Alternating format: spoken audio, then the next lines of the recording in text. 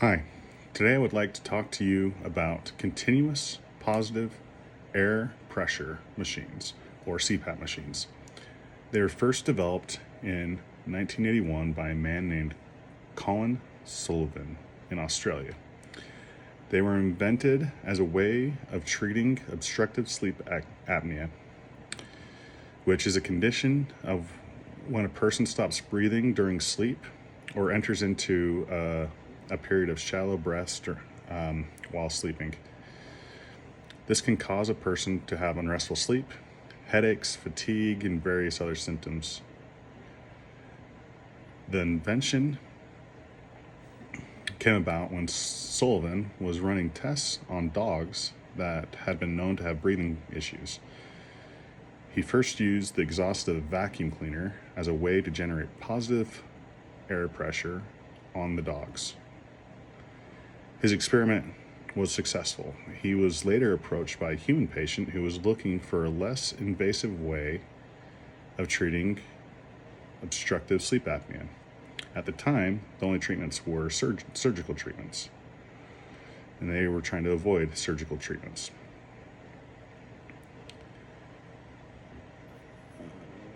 Sullivan, by the time he was approached, had modified his design to a point where he was using a paint compressor as a way of generating positive airflow or positive air pressure, and that he had hooked up to breathing tubes and a face mask.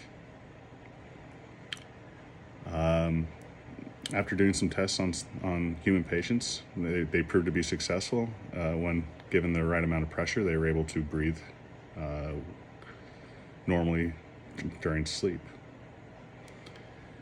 Eventually, he continued to modify and refine his design, and the first human-rated CPAP machine was released in 1981. The early forms of the machine had a lot of refining needed. They at first had inconsistent air pressure. They were extremely noisy.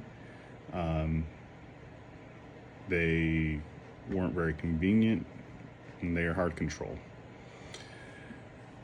Over the last 40 years, they have incrementally gotten better to the point where today's devices are relatively silent.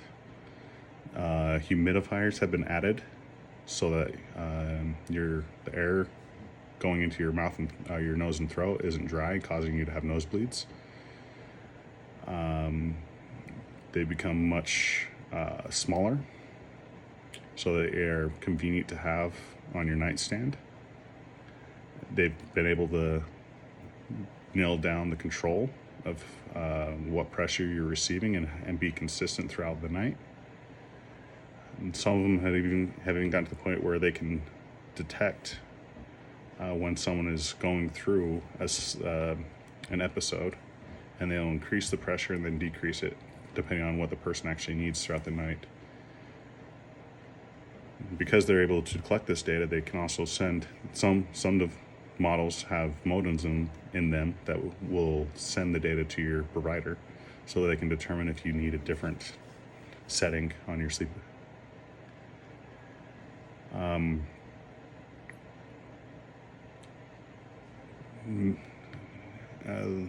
Based on my most recent search, there are more than 8 million CPAP users in the US alone, and this number has been increasing by about 8% annually over the last few years. And I'm one of them. I use the CPAP machine nightly, and I can tell that they definitely do help me get a restful sleep and feel a lot better as a person.